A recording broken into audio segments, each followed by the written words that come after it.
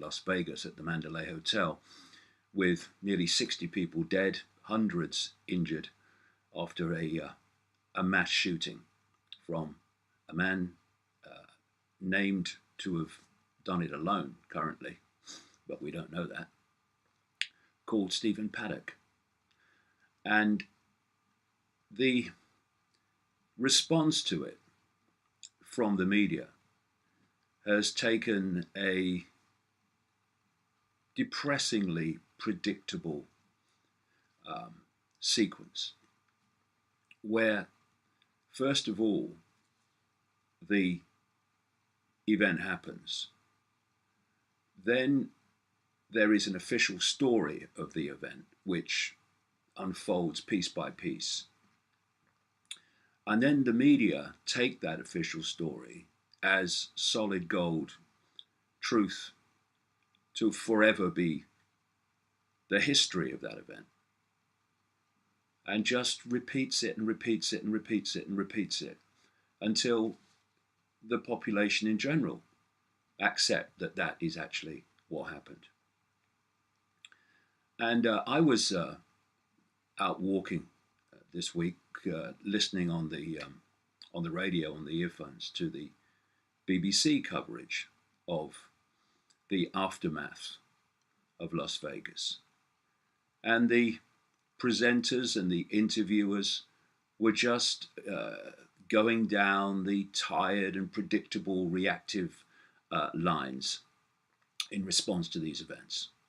And as each new element of the official story was given, it was taken to be true. And this process goes like this every time. First of all, the police or the authorities say, this is what happened, and this is the background. And at the first reporting, it might be said, police say, or the authorities say this is what happened. But very soon, the authorities say and the police say, it disappears. And it's just, well, that's the way it was, without question.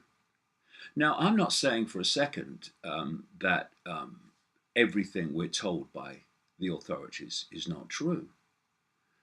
I'm saying that we shouldn't take it without it being questioned and standing up to analysis so that we can say, actually, yeah, they are telling us the truth here. And then you've got not the alternative media, elements with the alternative media, that whenever something like this happens, they're immediately rushing to judgment. It's a false flag, it's a hoax, it's a this, it's a that. Within minutes, an hour, 2 hours of it happening. And both responses are ridiculous. First of all, the job of a journalist, mainstream or other, is to question official stories, official narratives. That's their job. Otherwise, we are entering the level of extremes of naivety in that we're accepting that when the authorities say something happened, it happened. Weapons of mass destruction in Iraq. And so these official narratives need to be questioned, not just accepted. Okay, this is what the police are saying. This is what the authorities are saying. Now let's see if it stands up. That's the job of a journalist.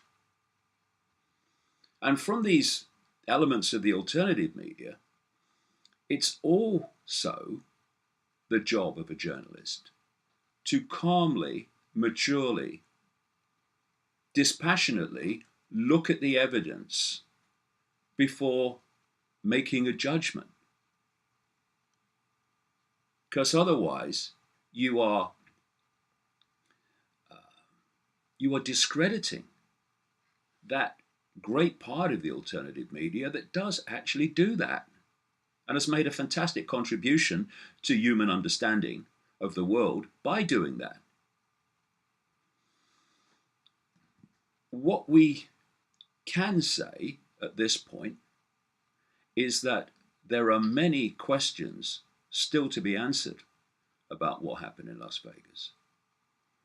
And we should be looking at these and ticking them off if and when they are answered. Okay, yeah, okay, that explains that, that explains that, that explains that.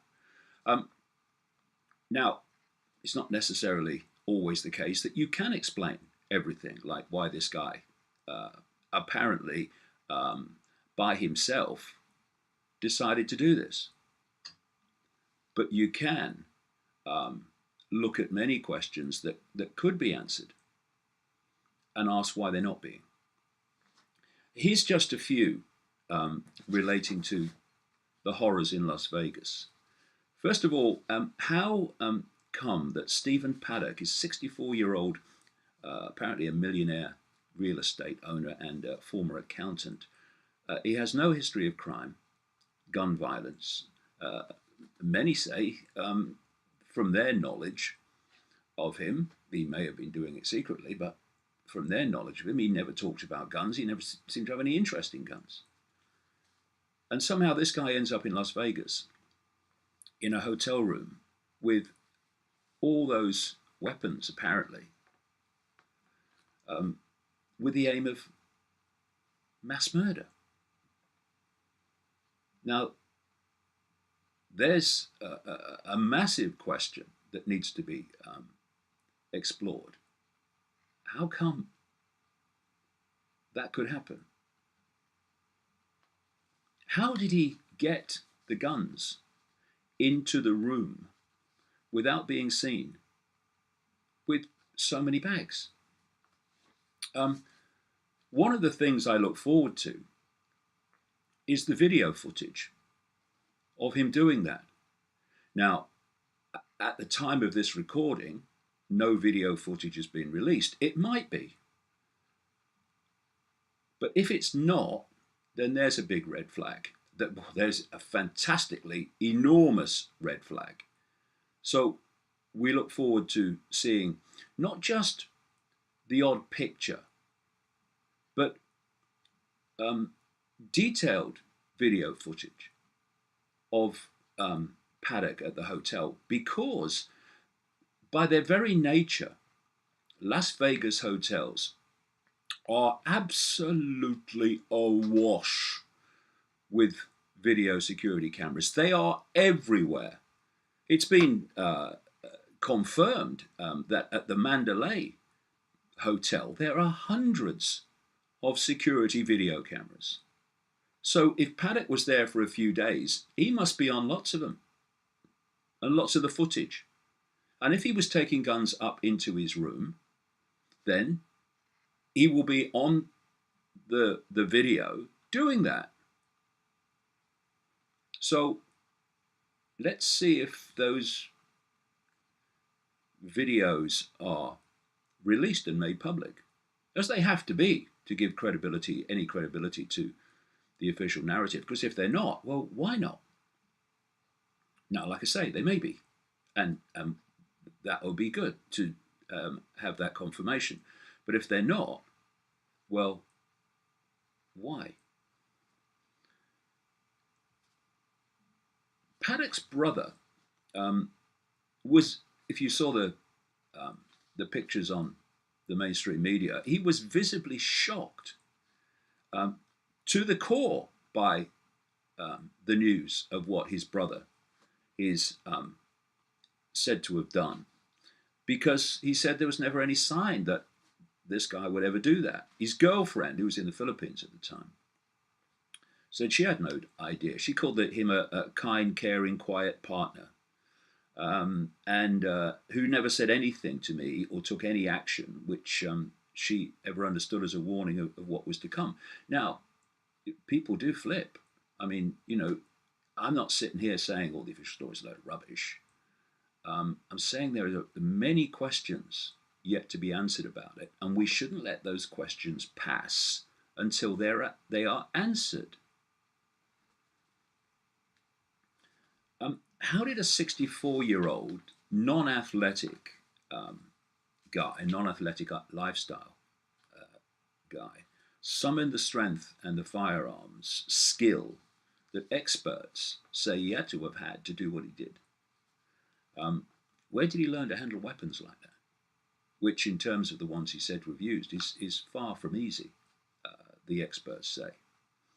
And why did he take so many weapons into the room when so many of them were completely unsuitable for doing what he was planning in terms of killing so many people so far away? What was the point of that? Who was the woman who told members of the audience 45 minutes before the shooting started that they were all going to die? That is taking coincidence to quite extensive proportions, to say the least. So that question needs to be pursued, and I'm sure they are pursuing it. Genuine police officers are pursuing it. But it's another question, a big question. What is the background to the receipt that has come to light that shows that Paddock ordered room service on the 27th of September in that room, which is the day before the police say he checked in. And the receipt records 2 meals for 2. So who was the other person? And why did it take 72 minutes for the police to storm the room from the time the shooting started? Why did it take 72 minutes? When again and again there are cases of the same Las Vegas police response turning up in minutes to calls of someone with a gun who wasn't even shooting it. There's an Iraq war veteran, which you will see circulating on the internet, story relating to him. His name's called Chris Bethel. And he says he gave the police the exact location of the shooter because Bethel was just below, so a few floors below the room where the shooting was coming from. And Bethel said that he gave the exact location to the police. So he said, we're looking in the wrong place. But it was an hour after he gave them the location that they actually turned up at the door. And then say they found Paddock dead from suicide. And Bethel said it felt like it took them too long to get over there. It does seem so. To take him out, to get him, and it's actually eating me up inside. Now that is a major, major question that needs to be answered credibly, not just answered credibly. And, you know, there are so many questions to answer, and we must not let them pass without being answered. And there's another area that should also be taken into account whenever these things happen, and that is the power of mind control. You know, this is never addressed. This never talked about. When, you know, movies like The Manchurian Candidate are not just fiction. They're based on fact. I studied mind control, both sides of the Atlantic, for a decade. And the programs that are used to create killers and many other personalities in people to do what the authorities, what's known these days as the deep state, want them to do. And I can tell you that programming someone to do what this guy did is a piece of cake these days. Creating mind-controlled assassins, etc. Piece of cake. And I'm not saying that Paddock was mind-controlled to do this. I am saying it's a question that should be taken into account every time. Because if we don't, we're just allowing the official narrative to become official history. And, what's the line the police use? Move along now, nothing to see here. All over, get on with your life. Well, some of us want those questions answered, and we'll go on pursuing them, and so we should. So, when you then come to the question that always must be asked whenever these situations happen, terrorism of any kind, who benefits? Who benefits from this happening because of what they can then justify to change society in the way that they want? Now, I've been talking and writing now for 3 decades about the plan to turn this world into a global, centralized, Orwellian military police state. And I say military police state because the military and the police are planned eventually to fuse into one global force. And the idea is to create as many excuses as possible to justify that happening in stages, what I call the totalitarian tiptoe. And when you look at the police in Britain, for instance, as they were when I was a kid in the 1950s, and then you look at the police now, you look at the police in America, you look at the police in most countries, they're becoming more and more and more like the military in the way they look, in the way they operate, and in the weapons they carry. And so if you want to introduce a more and more extreme police state and move the police more and more to the military, if you want to destroy privacy, if you want 24/7 surveillance of everything, then are we really saying that they've just got lucky? That people suddenly start going crazy with guns and engaging in terrorist acts around the world, in Europe and America? We're just a bit of luck. Oh, crikey. This is what we want to do, and they're giving us the excuse. Are we that naive? More and more people are not that naive. And they're starting to ask questions they weren't asking before. So if you look at each one of these attacks, whatever the background,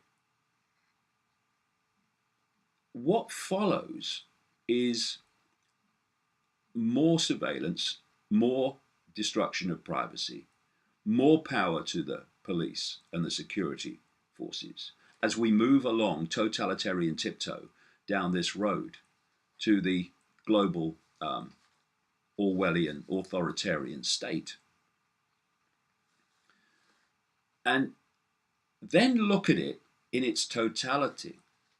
Look at all the terrorist attacks of recent times, all the people going crazy with guns of recent times. Put them all together, and they have in their totality been used to transform society in terms of control and imposition. And, the totalitarian tiptoe where you start at A and you're going to Z, but you know if you go in one leap, then people will say, what's going on? So you go in steps. And each step is promoted as not connected to the other steps, so you don't see the pattern. So what happens? It's like, I've described it like this. It's like you push a gate and you see if you get resistance. If you don't get resistance, you walk through it and you go to the next gate. Now you push that. If you don't get resistance, you walk through it and you go to the next gate, and you're moving on and on and on and on. And what is happening with these attacks is that they're justifying the increasing police state, and then they move on to the next attack, and they push through that, and they justify another advance of the police state, and so it goes on, getting more and more extreme. And the benefit of this, or another benefit of this, is that people kind of get used to it. They get used to what would have horrified them before, and now it becomes part of life, and they get used to it, and other generations are born, and to them it's normal, so you don't get the same resistance you would have had before. And this is what we're seeing. For instance, a friend of mine, Richie Allen, sent me some pictures this week of a Neil Diamond concert he went to at the Manchester Arena, of course, where there was that horrific bomb attack. And there are people going in to watch a music concert, going through airport-like scanners. And the point of targeting places where people have previously felt safe, like music concerts, like shopping malls, schools, etc., is to stop people feeling safe. Because when people don't feel safe, they look for the authorities to protect them from what they fear. Therefore, do what you like, because, I'm frightened. Richie was telling me, he was saying to people in the queues to go through these scanners at the Manchester Arena, well, it's terrible, isn't it? What's it come to when you have to do this to go and see Neil Diamond? And one of the responses was, yeah, I know, I don't like it, but we've got to protect us from the terrorists. And that's exactly the perceptual state that this hidden hand wants us in. So we agree to its totalitarian tiptoe to ever greater extremes of imposition. And this is where we've got this week. Passenger reading aloud from Bible causes panic on London rush hour train. Train passengers forced open the doors of a carriage and climbed onto the tracks Monday morning after a religious man sparked mass panic. In the wake of a weekend of terror in which 58 people were killed in Las Vegas and 2 women knifed to death in Marseille, commuters in Wimbledon were on edge. A man began to read aloud from his Bible. Fear spread through the crowded carriage outside Wimbledon Station in southwest London around 8:30 a.m. local time. Spooked passengers forced open the train doors and, quote, self-evacuated the rush hour train. Emergency protocols were engaged as the rail network cut the power to the tracks to avoid injuries. Now, that's where this continual process of violent attacks and terrorist attacks have taken people, which is just the state that the hidden hand wants people in, so that the population will accept their impositions on the way to the global totalitarian state. Now again I ask, is this really just coincidence? Of course not. And I heard from a British police anti-terrorism officer in the last few days that in these conferences that they attend, which are secret, and the um, what's discussed is not to come out. He said that they're discussing putting scanners, like airport type scanners, at the end of streets, particular streets, so people can't come in and out of the street without going through the scanner. Now, that might sound fantastic, but that's where it's leading. I keep saying to people, if you don't like what's happening now, then just think on, because this is what's happening now. It's not where it's meant to end. It's meant to conclude with levels of total control and surveillance that even Orwell didn't think of. And the more attacks there are of various kinds, the more excuses there are to push this on. Another area which is diverting people from all this that I'm talking about, is the desire to exploit every one of these attacks to justify some political end. We've had the left in America blaming the right. We've had the right blaming the left. We've had CNN and Newsweek exploiting the attack to demonize white men, when most of Paddock's victims in Las Vegas were white people. Ridiculous. But the key thing with all these diversions is to simply hold on to this question. When these attacks happen, who benefits? And invariably, it's those that want to advance the totalitarian global state. And here we have another story this week on the same theme. UK wants to jail people for years for viewing far-right propaganda.